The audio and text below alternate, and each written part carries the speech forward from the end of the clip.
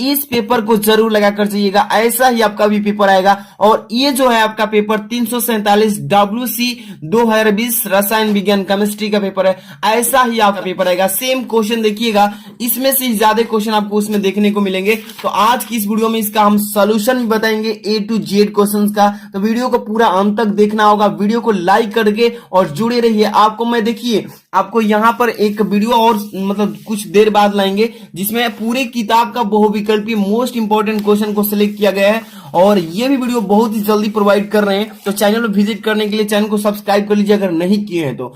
देख सकते हैं यहाँ पर अभी सोल्यूशन करेंगे 347 WC कोड का। और इसी में से देखिए बच्चे कह रहे थे कि सर प्रीवियस ईयर पेपर्स हैं 2019 के 2020 के, उसमें से ज्यादा क्वेश्चन पेपर में आ रहे हैं 2022 में, इसलिए इसको जरूर लगाकर जाइए, आपसे यही रिक्वेस्ट है मेरा। और यहाँ पर देख सकते हैं समय 3 घंटे, मतलब पूर्णांक 70 नंबर का है, ये तो जानते हैं। 15 मिनट पढ़ने के लिए दिया गया है, सभी प्रश्न करने के लिए बोला है कि प्रत्येक प्रश्न निर्धारित अंक उसके सामने दिए गए हैं। गणनात्मक प्रश्नों में गणना के समस्त पद दिए गए हैं, और प्रश्नों के प्रासंगिक उत्तर भी लिखिए कह रहा है, जहां आवश्यक हो रासायनिक समीकरण भी देना है। चलिए इतना तो आपको निर्देश पढ़ ही लिए हैं, आगे बढ़ते हैं क्वेश्चन की तरफ।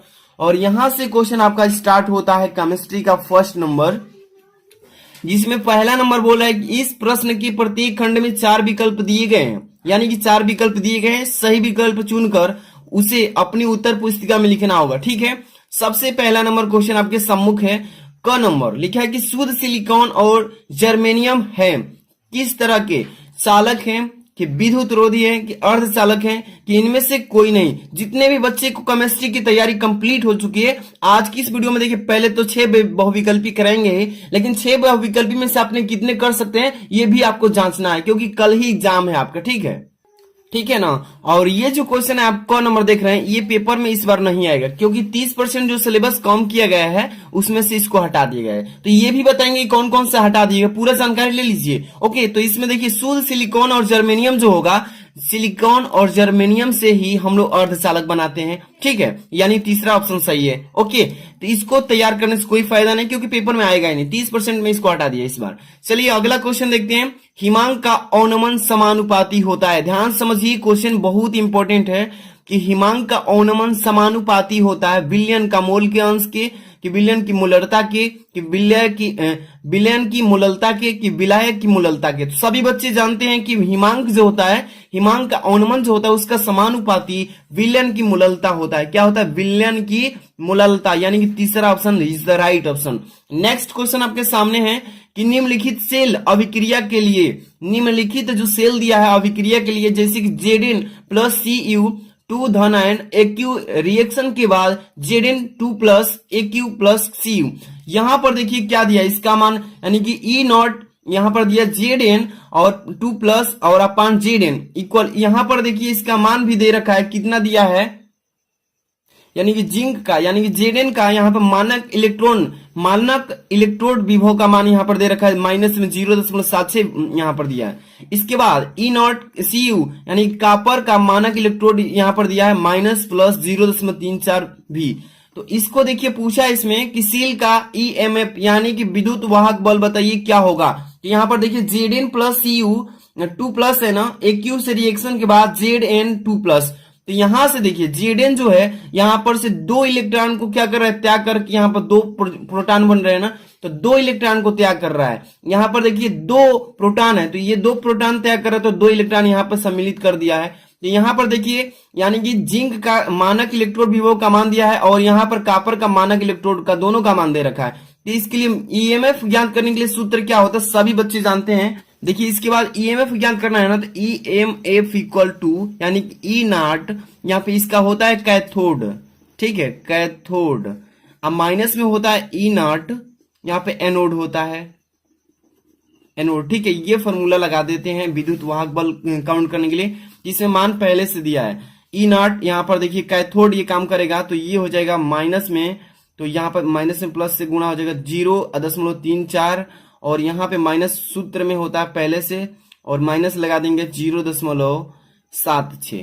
ठीक है, अब यहाँ पर देखिए 0.34 और माइनस माइनस प्लस 0.76, दोनों को ऐड कीजिए 11.1, फिर हो जाएगा 1 के बाद 0 वोल्ट। ये हो गया विद्युत वाहक बल, ठीक है, यानी 1.10। कौन सा ऑप्शन सही है? 1.10 वोल्ट, ठीक है, पहला सही है, ठीक है। इसके बाद अगली क्वेश्चन देखते हैं। अगला क्वेश्चन यहाँ पे शून्य कोटि की अभिक्रिया का वेग नियतांक को शून्य मतलब शून्य कोटि की जो अभिक्रिया होती है कोटि की, उसकी इकाई का नियतांक क्या होता है? तो यहाँ पर देखा है, देख लीजिए, मिनट इनवर्स यहाँ पर लिखा है कि लोल यानी कि litre into mole inverse into minute inverse. यहाँ पर तीसरा है कि mole into litre inverse into minute inverse, यहाँ पर बीमाहीन। तो देखिए शून्य कोटि का विक्रिया का वेग का नियतांक जो होता है mole into litre inverse into minute inverse, यानी तीसरा ऑप्शन सही है।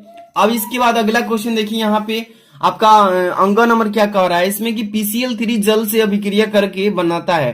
तो ये क्वेश्चन जो है ना इस बार भी हटा दिया गया, इसको भी आपको तैयार नहीं करना है क्योंकि इस बार ये पेपर में नहीं आएगा। जो आने वाला है उस पर फोकस कीजिए, ज्यादा टाइम इधर उधर में क्वेश्चन में नहीं देना है। इसके बाद 6 नंबर लिखा है कि निम्नलिखित में से कौन सी अभिक्रिया एंजाइम पेप्सिन द्वारा अपघटित हो जाती है? तो ये भी क्वेश्चन जो है इसको भी हटा दिया है, 30% में से क्या कर दिया, इसको भी हटा दिया गया है। इसलिए इस दोनों को इसमें से इसको भी तैयार नहीं करना है। अब आगे चलेंगे, क्वेश्चन नंबर दूसरा के क से स्टार्ट होगा। दूसरा के क यहां से स्टार्ट कर रहे हैं, ध्यान से देखिएगा। क्वेश्चन है काफी इंपॉर्टेंट। क नंबर लिखा है कि सीसीपी जालक की संकुलन क्षमता गणना कीजिए और सीसीपी जालक की संकुलन क्षमता एचसीपी जालक से किस प्रकार अलग होती है, यानी किस प्रकार भिन्न होती है। तो सीसीपी जालक की संकुलन क्षमता पहले निकालेंगे और सीसीपी जालक की संकुलन क्षमता यानी एचसीपी की जालक से कैसे अलग होती है ये बताएंगे। तो यहाँ पर देखिए दूसरा के क का सोल्यूशन हम बताते हैं। सबसे पहले नंबर, ये जो है सीसीपी और एफसीसी और एचसीपी, इसका एक संरचना होती है, ये क्रिस्टल होते हैं। पहले लिखेंगे, एग्जाम में इस तरीके से बेसिक नॉलेज में नहीं दिया है आपकी बुक से, लेकिन इसको मैं बता देता हूं, आपको अच्छे से समझ लेना है। इस तरीके से भी लिख देंगे एग्जाम में तो एक भी नंबर नहीं कटेगा। क्रिस्टल संरचना क्या लिखेंगे? क्रिस्टल संरचना, यानी क्रिस्टल संरचना कौन कौन सी है? इसमें देखिए सीसीपी है, एचसीपी है और आपका यहाँ पे आता है एफसीसी। तो ये तीनों संरचना होती है क्रिस्टल। तो यहाँ पे तीनों लिख देंगे, सीसीपी या एफसी कमा लगा के फिर लिखेंगे एचसीपी, ठीक है। ये क्रिस्टल संरचना। संकुलन इनकी क्षमता कितनी होती है तीनों का? तो 74%, इसका भी 74%। इसके बाद समन्वय संख्या, इसकी समन्वय संख्या कितनी होती है? 12 होती है। कैसे? जैसे कि देखिए यहाँ पर लिख दिया हूं, FINICUAGLHEMOMGBCDZNTI, यही 12 इसकी संख्या होती है समन्वय की, ठीक है। तो ऐसे ही आपको लिख देना है पेपर में, और ये कैसे भिन्न होती है आपको तो मालूम चल ही गया, ठीक है। इस तरीके से आपको इसका आंसर बोर्ड एग्जाम में लिखना है, ठीक है ना। इसके बाद अगला क्वेश्चन ये है आपका अगला क्वेश्चन न्यूमेरिकल से। क्वेश्चन क्या है कि 25.6 ग्राम सल्फर को 1000 ग्राम नेप्थोलिन में घोला गया है, जिसका MP 80.1 डिग्री सेंटीग्रेड है और हिमांक में अनुमान 0.680 डिग्री सेंटीग्रेड प्रक्षेपित किया गया। सल्फर के अणुभार की गणना कीजिए, यानी S का अणुभार ज्ञात करना है इसमें, और नेप्थोलिन यानी के मूल्य यानी 6.8 केल्विन प्रति मोल है। तो यहाँ पर देखिए इसका कैसे निकालेंगे। सबसे पहले जो दिया है उसको पहले लिख लीजिए, आसानी से सॉल्व करने में आराम रहेगा। यहाँ पर देखिए इसका पहले सोल्यूशन बता देते हैं। W यानी कि यहाँ पर देखिए W का मान दिया है 25.6 ग्राम, और यहाँ पर देखिए यहाँ पर भार दिया है और यहाँ पर तुल्यांकी भार 1000 ग्राम। यहाँ पर इसका दिया है डेल्टा T, यानी कि यहाँ पर देखिए टेम्परेचर, यानी कि देखिए कितना दिया है तो 0.680 यहाँ पे दिया है, ठीक है। प्रक्षेपित अवनमन, इसको यहाँ पे डेल्टा T से लिख लेंगे। M का मान निकालना है, KF का मान इसमें दिया है, KF का मान कितना दिया है तो यहाँ पर 6.8 केल्विन प्रति मोल, ठीक है। यहाँ पर देखिए सबसे पहले हमें मोल M का मान निकालना है इसमें। इसके लिए फॉर्मूला सभी बच्चे जानते हैं कि 1000 गुणे KF गुणे W, ठीक है। यहाँ पर डेल्टा T बटा में और इंटू यहाँ पे होता है W, ठीक है। तो यहाँ पर देखिए इसका मान को पुट कर देना, 1000 जैसे वैसे रखिए, KF का मान और 6.8 दिया तो रख लीजिए, और W जो है ये आपका भार है। क्या है? भार है, यानी कि यही है 25.6, और बटा में चलिए डेल्टा T का मान अभी लिखे यहाँ से 0.680, और ये है आपका तुल्यांकी भार, तो ये यानी कि 1000 यहाँ से रख लेंगे, ठीक है। आराम से हल करेंगे, इसका कैलकुलेशन करेंगे। तो देखिए यहाँ से देखिए दशमलव के बाद 1 2 3 अंक है इसमें, और यहाँ पर कितने हैं तो यहाँ पर दशमलव उड़ा करके इसको भी उड़ा देंगे और भाग करके 1000 से 1000 ये कटा लेंगे, पूरा भाग करके आएगा तो 256 आंसर आएगा। ठीक है, ऐसे ही आपको करना है, ज्यादा इसमें ज्यादा टाइम नहीं देंगे, आपको कैलकुलेशन आसानी से करने आ जाएगा। इसके बाद अगला क्वेश्चन आपके सामने है कि साम्य स्थिरांक की गणना नर्स्ट समीकरण की सहायता से कीजिए। ये पेपर में आ सकता है, इसलिए आपको तैयारी कर लेना है, और जो क्वेश्चन को हटा दिए गए हैं पेपर में उसको भी बताएंगे, तो अभी इसको तैयार करके ही जाना है।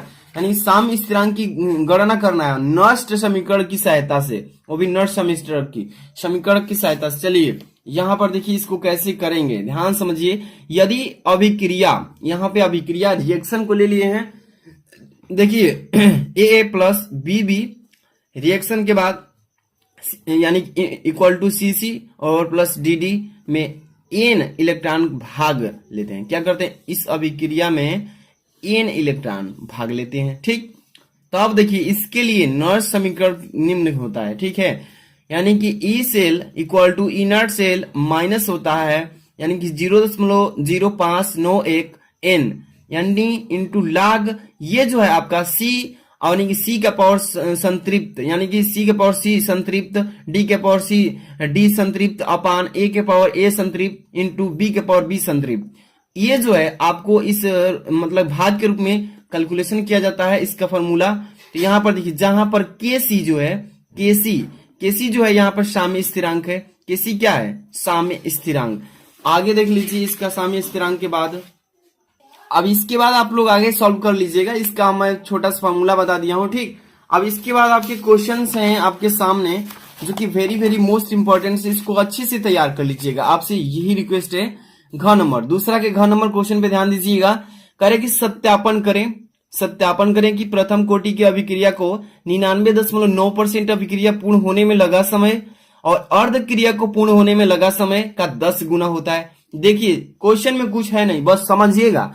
करे कि सत्यापन करिए कि प्रथम कोटि की अभिक्रिया जो हम ले रखे हैं इसमें 99.9% पूर्ण होने में लगा समय, यानी कि टी का मान दे रखा है यहाँ पे 99.9, यानी पूर्ण होने में अभी मतलब कि समय लग गया इतना %। और अर्ध क्रिया को, अर्ध मतलब टी हाफ यानी कि टी का मान 50 है ना, को पूर्ण होने में लगा समय 10 गुना है। तो देखिए इसको कैसे करेंगे, और ये पेपर में 100% आएगा, पेपर में 100% आएगा। और यहां पे जो मैंने अभी बताया ख नंबर दूसरा का, इसको भी तैयार कर दीजिए 100%। चलिए इसको पहले देख लीजिए, जो बता रहा हूं इसको अच्छे से। आप सभी जानते हैं ये जो है करेक्ट 99.9% अभिक्रिया पूर्ण होने में लगा समय और अर्ध क्रिया को पूर्ण होने में लगा समय, दोनों को पहले करेंगे। सबसे पहले इसको करते हैं। ठीक है, तो देखिए टी का मान दे रखा है कि 99.9% पूर्ण होने में लगेगा समय। यहां पर देखिए इसका फॉर्मूला होता है कि 2 इंटू 2.303 अपान के इंटू लाग ए अपान ए माइनस एक्स। ठीक है, तो ये जो है ये परसेंटेज के रूप में क्रिया को पूर्ण करने के लिए लिया जाता है। तो देखिए ए बटा में ए माइनस एक्स। ठीक है, तो ए जो है आपको यहाँ पे ए और बटे में जितना मान दिया उसको रखेंगे। चलिए टी का मान जैसे वैसे रखते आना है, 99.9 इक्वल टू 2.303 और बटे में के लाग ए, मतलब किसी भी परसेंटेज को हटाने के लिए 100 से डिवाइड करेंगे तो ए जो है पूर्ण अभिक्रिया के लिए 100 रखेंगे और बटे में फिर 100 रखेंगे एक ही जगह, माइनस एक्स पूर्ण होने में कितना समय ले रही है तो 99.9, इसलिए एक्स की जगह पे 99.9 रखेंगे। ठीक है, आप इजिली करते क्या जाना है, टी 99.9 इक्वल टू जो लिखे हैं सूत्र 2.303 के लाग। अब देखिए इसको यहां से घटा दिए, सीधे क्या किए, एक 100 लिखे है ना, 100 बटा में इसको 100 में से 99.9 हटाएंगे तो 0.1 बचेगा। इसका दशमलव उड़ाए हैं तो एक 0 ऊपर बढ़ा दिए, 100 था तो एक 0 बढ़ गया। ठीक है, कुछ नहीं किए, 100 में से इतना घटाए तो इतना आया। अब इसका दशमलव उड़ाए हैं तो एक 0 ऊपर बढ़ा लिए, कुछ नहीं किए। अब देखिए टी 99.9 इक्वल टू 2.303 बटे में के इंटू लाग 10 के पावर 3, इसको 1000 को बदल सकते हैं कि नहीं, इस रूप में बदल सकते हैं। ठीक है, टी 99.9 इक्वल टू यहाँ पे देखिए 2.303 बटे में के, अब इसको देखिए लाग के रूप में चेंज करेंगे तो 3 है जो पावर के रूप में 3 लाख 3 हो जाएगा। ठीक है, अब क्या करेंगे, टी 99.9 उतारते आएंगे इक्वल टू 2.303 बटे में के, यहाँ पर 3 गुणे लाग 10 का मान कितना होता है, लाग 10 का मान 1 होता है। ठीक है, अब टी 99.9 इक्वल टू 2.030 बटे में के इंटू 3, तीन एक में तीन हो जाएगा। समीकरण बना लेंगे, एक समीकरण बना लेंगे। अब देखिए एक हम लोग निकालिए पूर्ण 99.9 अभिक्रिया पूर्ण होने में लगा समय, अर्ध क्रिया को, अब देखिए अर्ध समय में जो क्रिया होने वाली इसका समय निकालेंगे। चलिए तो ये देखिए वैसे ही करते हैं ना, बस केवल 50 रख देना है टी के जगह। तो टी 50 इक्वल टू 2.303 बटे में के लाग ए बटा में ए माइनस एक्स, वही सूत्र लगाएंगे जो अभी ऊपर लगाए थे, ठीक है। सेम टी 50 इक्वल टू 2.303 बटे में के लॉग, यहां पर देखिए 100% पूर्ण अभिक्रिया के लिए रखा जाएगा एक जगह पे, और फिर एक जगह फिर 100 माइनस एक्स जो है अर्ध पूर्ण करना है अभिक्रिया को ना, तो एक्स के जगह पे 50 रख लेंगे। अब सीधे सीधे सॉल्व कर लेना है। टी 50 इक्वल टू 2.303 बटे में के लाग, अब देखिए ऊपर 100 है तो 100 लिखिए, 100 में से 50 घटिए 50 बचेगा, और ये कट कर 2 बार में कट जाएगा पूरा पूरा। तो टी 50 इक्वल टू 2.303 बटे में के, और ये देखिए लाग 2 बचा है ना, तो 2 लाग 10 हो जाएगा। और सभी बच्चे जानते हैं कि 2 लाग का मान कितना होता है, तो यहाँ पे रख दिए। चलिए आगे देखिए, ये तो सभी चीजें उतरते जाएगी। तो 10 टी 50 इक्वल 2.303 बटे में के इंटू 2 लाख का मान कितना होता है, लाख 2 का, तो 0 कितना होता है, तो 301 इतना। और समीकरण इसको 2 बना लेंगे, ठीक है ना, इसको 2 लाख भी लिख सकते हैं, ठीक है। तो ये समीकरण पहला है और ये समीकरण दूसरा है। अब करना क्या कि समीकरण 1 में समीकरण 2 से भाग कर देना है, ठीक है। समीकरण 1 यही है, टी 99.9 बराबर 2.303 बटे में के इंटू 3।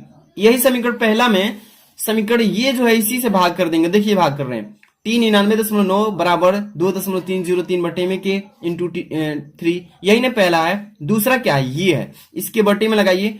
टी 50 बराबर 2.303 बटे में के इंटू ये जो है यहां से 30 दशमलव के बाद 30 ये है ना। अब क्या कीजिए, इसको काटा दीजिए 2.303 बटे में के, 2.303 बटे में के, इसको काट देंगे, कट गया ना पूरा पूरा। अब देखिए जो बचा है इसको अब यहाँ पे आगे लिखेंगे।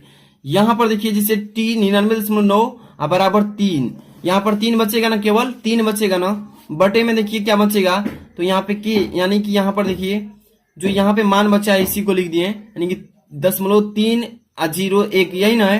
तो देखिए दशमलव के बाद कितने अंक है, 1 2 3, ऊपर चाहे 2 भी लिख सकते हैं, 2 अंक तक इसको छोड़ भी सकते हैं। तो 0.30 लिखे ना, दशमलव उड़ाने के लिए ऊपर 2 0 बढ़ा दिए, तो ये 300 ऊपर हो गया, 300 यानी 10 हो गया। टी 50 बराबर 10, तो इसको लिख सकते हैं इसका मान निकालने के लिए। तो टी 99.9 बराबर 10 अगुणे इसमें गुणा हो जाएगा टी 50, इसी को तो निकालना था। ऐसे ही पेपर में ये 100% आएगा, इसको अच्छे से पढ़ लीजिए, 1-2 बार क्वेश्चन को रिवाइज कर लेना, नहीं तो हम नहीं जानते हैं। अगला क्वेश्चन तो आपके सामने है ही है, 3 नंबर, देखिए ध्यान से। क नंबर तीसरा का क्या होता है जब केवल रासायनिक समीकरण देना है। पेपर में हर साल ऐसा पूछा जाता है, तो आप लोग इंपॉर्टेंट जरूर तैयार कर लेना। इसमें से एक तो पक्का है आएगा, और मैं बहुत सारे वीडियोज आज ही लेकर आ रहा हूं, तो सभी देखना है कल एग्जाम में फेस करने के लिए। क्या होता है जब केवल रासायनिक समीकरण देना है। फर्स्ट नंबर, क्लोरीन आयोडीन को जल में जब उपस्थित में ऑक्सीकृत कराया जाता है, ऑक्सीकृत क्लोरीन को आयोडीन को जल की उपस्थिति में ऑक्सीकृत कराया जाता है, तो क्या होता है, केवल समीकरण दे दीजिए। और दूसरा है कि क्लोरीन ठंडे एवं तनु सोडियम हाइड्रोक्साइड से क्रिया करता है, तो क्या होता है, इसका समीकरण देना है। पहला का देखिए, क्लोरीन आयोडीन को जल की उपस्थिति में जब ऑक्सीकृत कराते हैं तो क्या बनता है, देख लीजिए। दोनों का आंसर यहाँ पे लिख चुके हैं। First number I2 plus 6H2O plus 5Cl2। देखिए कहा है ना इसमें कि क्लोरीन और आयोडीन की जल की उपस्थिति, यानी देखिए आयोडीन I2 प्लस 6H2O यहाँ पे जल की उपस्थिति के साथ अणुओं की जो संख्या है संतुलन कराएंगे इसमें रिएक्शन के बाद। अब यहाँ 5Cl2 क्लोरीन, तो इसका जब रिएक्शन कराएंगे अभिक्रिया, इसके साथ साथ आयोडीन क्लोरीन और जल की उपस्थिति में जब क्रिया कराएंगे, तो यहाँ पर रासायनिक समीकरण क्या प्राप्त होगा, तो यहाँ पर देखिए रासायनिक समीकरण अप्लाई के बाद 2HiO3, ध्यान से देखिएगा 2HiO3 यहाँ पे प्लस 10HCl। अब ध्यान रखिएगा कि मैंने यहाँ पर जो समीकरण दिया है यहाँ पे इसको संतुलित करा के डायरेक्ट लिखा गया है, ठीक है, संतुलित समीकरण लिखा गया है डायरेक्ट ही, ठीक है। 2HiO3 इसका मतलब समझ में आ रहा है। देखिए 2 मतलब इसमें सभी में 2 से गुणा हो चुका है, ठीक है, 2H है, यानी कि 2H है, यहाँ पर भी है ना, I भी 2 है ना यहाँ पे, O3, तो यहाँ पर देखिए O कितना है, तो 6 है, तो यहाँ पर 6 है ना, और 3 यहाँ पर लिखे हैं, 2 में 3 से गुणा करेंगे तो 2 3 6 ऑक्सीजन भी हो गया, अब प्लस 10HCl हो जाएगा, HCl, 5 दूनी के 10 कर लेंगे आराम से, 5 दूनी के 10 HCl। ये हो गया आपका पहला क्लोरीन आयोडीन जल की उपस्थिति में ऑक्सीकृत करने पर यह समीकरण प्राप्त हुआ। अब देखिए कह रहा है कि क्लोरीन ठंडे एवं तनु सोडियम हाइड्रोक्साइड से क्रिया करता है तो कैसा समीकरण बनाता है, तो देख लीजिए 2NaOH प्लस Cl2, इसको हम ठंडा कर देंगे, किसको, 2NaOH sodium hydroxide plus Cl chlorine को जब हम ठंडा करेंगे तो ठंडा जब होता है तो रिएक्शन अप्लाई के बाद NaOHCl यानी NaOCl plus NaCl plus H2 ये तीनों प्राप्त हो जाता है, ठीक है, तीनों प्राप्त हो जाएगा, तो ये दोनों का समीकरण आपको दे दिया हूं, ठीक है। तो इसके बाद ये दो नंबर वाले थे, चलते हैं 3 का ख वाला क्वेश्चन देखिए। 3 का ख एक न्यूमेरिकल क्वेश्चन है और इसको 100% तैयार कर लेना, पेपर में आएगा ही आएगा। कह रहे कि 0.1 मोल इंटू लीटर इनवर्स, यानी कि इसको इस तरीके भी से पढ़ सकते हैं कि 0.1 मोल प्रति लीटर KCl विलयन से भरे हुए एक चालकता सेल का प्रतिरोध 100 ओम है, यदि उसी सेल का प्रतिरोध 0.02 मोल इंटू चाहे मोल प्रति लीटर KCl, आगे देखिए क्या लिखा KCl के बाद कह रहा है, इसमें ये लंबा है क्वेश्चन लेकिन छोटा सा है, विलयन भरने पर 520 ओम हो तो 0.02 मोल प्रति लीटर KCl विलयन की चालकता एवं मोलर चालकता परिकलन कीजिए। ध्यान से देखिए क्वेश्चन को 2 बार पढ़िएगा, 2 बार जब तक नहीं पढ़ेंगे समझ में नहीं आएगा। कह रहा है इसमें एक बार फिर से चल रहे हैं, ध्यान समझिए। कह रहा है कि 0.1 मोल प्रति लीटर KCl से भरे हुए हैं। देखिए इतना जो है 0.1 मोल प्रति लीटर KCl विलयन से भरा हुआ चालकता सेल का प्रतिरोध इसमें दे दिया है, यानी कि 100 ओम से इसको प्रतिरोध से रेजिस्टेंस को जोड़ दिया है। यदि उसी सेल को जिस सेल को दिया है तो उसी सेल को फिर कितने से 0.02 मोल प्रति लीटर KCl, आगे क्या कह रहा है विलयन से भरे हुए हैं तो 520 ओम हो, तो अब इसमें रेजिस्टेंस कितना जोड़ दिया है 520, तो कह रहा है कि 0.02 मोल प्रति लीटर KCl की विलयन की चालकता बताइए, पहले नंबर का चालकता और दूसरा नंबर जो जोड़ा है अभी मोलर चालकता परिकलन कीजिए। और जबकि कह रहा है कि 0.1 मोल प्रति लीटर KCl विलयन की चालकता, यानी कि दे रखा है इसमें कि 1.29 यानी कि साइमन प्रति मोल है, इतना दिया है ना। चलिए इस क्वेश्चन को ध्यान से देखिएगा, पेपर में 100% आएगा, तो ध्यान से देख लेते हैं तो बहुत ही आसान हो जाएगा। यहाँ पर देखिए, यहाँ पर 2 अवस्थाएं बना रखा है A B के रूप में, ठीक है, समझना होगा, उसी का सोल्यूशन बता रहा हूँ। 2 अवस्था पहले बना लेना है उसका, दोनों अवस्था पूछा है ना, दोनों अवस्था मैं अभी बता रहा हूं कैसे कैसे पूछा था, पहले चालकता एवं मोलर चालकता। चलिए ध्यान से देखिए, C जो है यहाँ पे, यानी कि C जो कह रहा है इसमें, यानी कि C जो है यहाँ पे सांद्रता कह रहा है, यानी कि 0.1 मोल प्रति लीटर दिया है ना, यहाँ पे इसका सांद्रता B वाला अवस्था में 0.02 मोल प्रति लीटर दिया है, आपका पेपर में दोनों दिया है। और इसमें दिया है पहले वाला अवस्था में रेजिस्टेंस यानी प्रतिरोध 100 ओम से जोड़ा है, और दूसरा में रेजिस्टेंस कितना 520 ओम से। तो इसमें देखिए कप्पा निकालना है, इसमें कप्पा का मान दिया, कप्पा का 1.029 साइमन प्रति मोल, ठीक है, चाहे मीटर।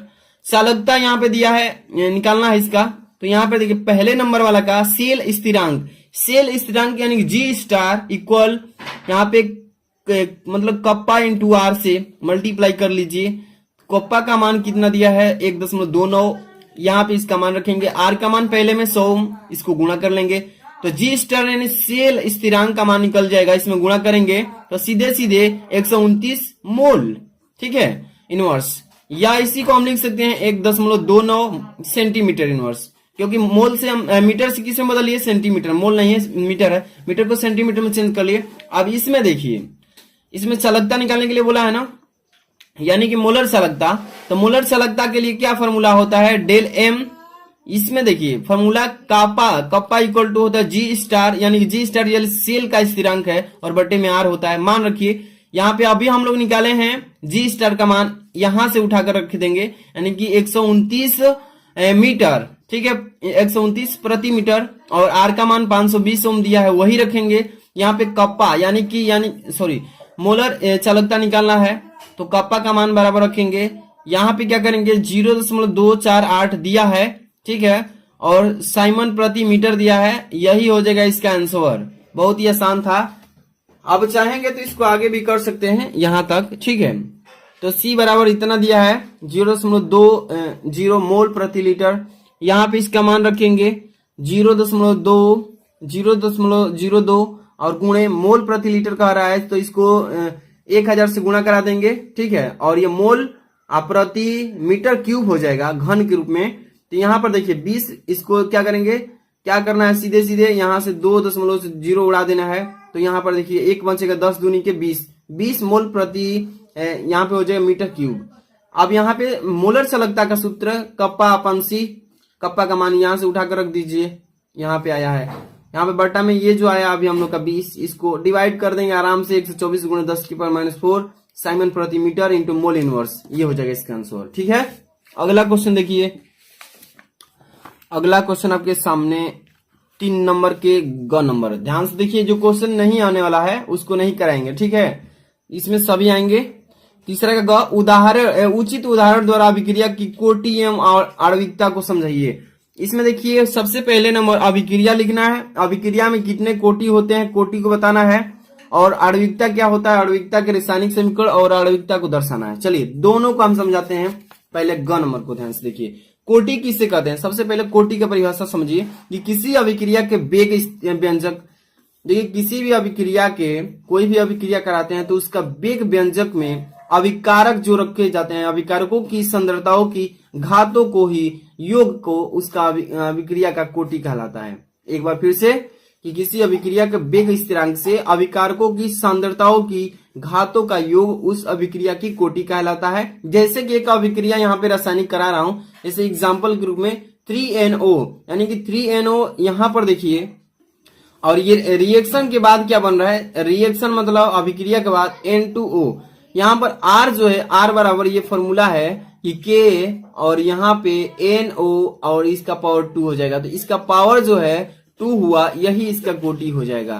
तो इसे पेपर में लिख देना है, कुछ भी नहीं करना है। इसके बाद आणविकता को देखिए, आणविकता किसे कहते हैं। सबसे पहले नंबर यहाँ पर देखिए, किसी संतुलित सरल रासायनिक अभिक्रिया में भाग लेने वाले अणुओं की संख्या को अभिक्रिया आणविकता कहते हैं। समझिए एक बार फिर से, कि किसी संतुलित, जो रिएक्शन मतलब होता है उसको संतुलित कर देते हैं और सरल भाग में बन जाता है, यानी किसी संतुलित सरल रासायनिक अभिक्रिया में भाग लेने वाले अणुओं की संख्या को अभिक्रिया की आणविकता कहते हैं। जैसे एग्जांपल में NH4NO2, NH4 जो है आपका क्या है, अमोनिया, N2 क्या है, नाइट्रेट। तो यहाँ पे अमोनिया नाइट्रेट से रिएक्शन कराते हैं अभिक्रिया, N2+2H2 यानी कि जल भी प्राप्त होता है। तो ये हो जाएगा, इसमें आणविकता की संख्या कितनी हो गई, 1 हो गई। आणविकता की संख्या कितनी हो गई, 1। ऐसे ही आपको पेपर में दर्शाना था। अगला क्वेश्चन आपके सामने, यहाँ पे देखिए 3 नंबर का, यहाँ पे क्या दिया है, घ नंबर, कि निम्नलिखित पदों के बीच समस्त स्थापित कीजिए, यानी कि संबंध स्थापित करना है। क्या लिखा है कि नर्मलता एवं मोलरता, नर्मलता और मोलरता को स्थापित करना है। दूसरा में मोललता एवं मोल अंश की स्थापित करना है। देखिए ऐसा पेपर में आता है हर साल, तो देखिए यहाँ पे पहले नर्मलता और मोलरता को स्थापित कर देते हैं। ये नर्मलता को एन से दर्शाए हैं और एम से मोलरता को। पहले नंबर को कर लेते हैं, तो दोनों में संबंध स्थापित करना है ना। तो एन जो है नर्मलता बराबर W यानी कि भार होता है, और E गुणे V होता है, यानी कि E जो होता है यहाँ पे तुल्यांकी भार से रिलेटेड है। तो ये N बराबर पहले होता है W/E इंटू V, जो कि लीटर में होता है, वॉल्यूम होता है इसका आयतन, और बटे में क्या होता है, ध्यान से देखिए M जो है आपका क्या है, ये मोलरता है, और M बराबर W/M इंटू V। यहाँ पर देखिए इसका इसी अनुपात में होता है। तो यहाँ पर देखिए, इसलिए हम लिख सकते हैं यहाँ पर कि N/M, यानी कि नॉर्मलता और मोलरता यानी कि अपान में रहेंगे अनुपात के रूप में, और इसका फॉर्मूला होता है कि नॉर्मलता बराबर 1/E और मोलरता बराबर 1/M। अब देखिए इसमें 1 से कैंसिल तो हो ही जाएंगे, तो बचेंगे क्या, ई अपान एम नॉर्मलता अपान एम बराबर हो जाएगा, यानी कि एम अपान ई, और इसका बराबर होता है एन, यानी कि इलेक्ट्रॉनों की संख्या के इक्वल। आप देखिए, अब क्षारीय भी हो सकता है, कैसा भी हो सकता है एन का मान। तो यहाँ पर देखिए एन बराबर एम गुणे एन, ये इसका संबंध हो गया, एम गुणे एन हो गया संबंध। इसके बाद पूछा था इसी में कि ध्यान से देखिए कि मूलरता एवं अंश, यहाँ पे मूलरता एवं अंश का दर्शाना है दूसरा नंबर में। एम एवं अंश को कुछ भी मान सकते हैं, एस एक्स भी मान सकते हैं, यही ना पूछा है पेपर में। ध्यान से देखिए मूललता एवं अंश, तो मूललता एवं अंश को, मूललता को एम से, अंश को एक्स से मान लेते हैं, संबंध दिखाना है। यदि मूललता जो है एम यानी कि मोल प्रति किलोग्राम, यानी कि एक मोल में कितने किलोग्राम प्रति मोल होंगे, एक किलो में एक मोल प्रति किलोग्राम। और यहाँ पर होता है कि विलायक, यहाँ पर देखिए विलेय जो होगा इसमें एन बराबर इसका संख्या कितना हो जाएगा, एक, यहाँ पर अभी बताया ना एक होगा, एन बराबर एक एम। और यहाँ पर विलायक जो होगा H2, यानी कोई भी ले सकते हैं, जल में रखे हैं, तो W बराबर 100 यानी 1000 ग्राम। इसका अणु भार निकालेंगे, यानी कि M इक्वल टू 18 दिया है। N2 निकाल लेते हैं इसका, तो W अपान एम, यहाँ पर W का मान 1000 और M का मान 18 दिया है, तो मान को रख के भाग देंगे 1000 में 18 से, 55.55 आएगा। ठीक है, अब यहाँ पे इसलिए विलेय का मूल अंश यानी x का मान निकाल लेते हैं, तो x बराबर n1 बटा में n1 प्लस n2। ठीक है, x बराबर m, n की जगह क्या रखेंगे, n की जगह पे यही n1 की जगह पे m रखेंगे, वही रखेंगे, और बटा में यहाँ पे n1 प्लस m2, यानी कि m n1 का मान कितना रख लेंगे m, और n2 का मान अभी हम लोग निकाले हैं भाग देकर, कितना आया है, n2 का मान यही है 55.5, तो n की जगह m प्लस 55.5, यही हो जाएगा इसका संबंध। ठीक है, ऐसा ही पेपर में आएगा तो आप इजीली कर लीजिएगा।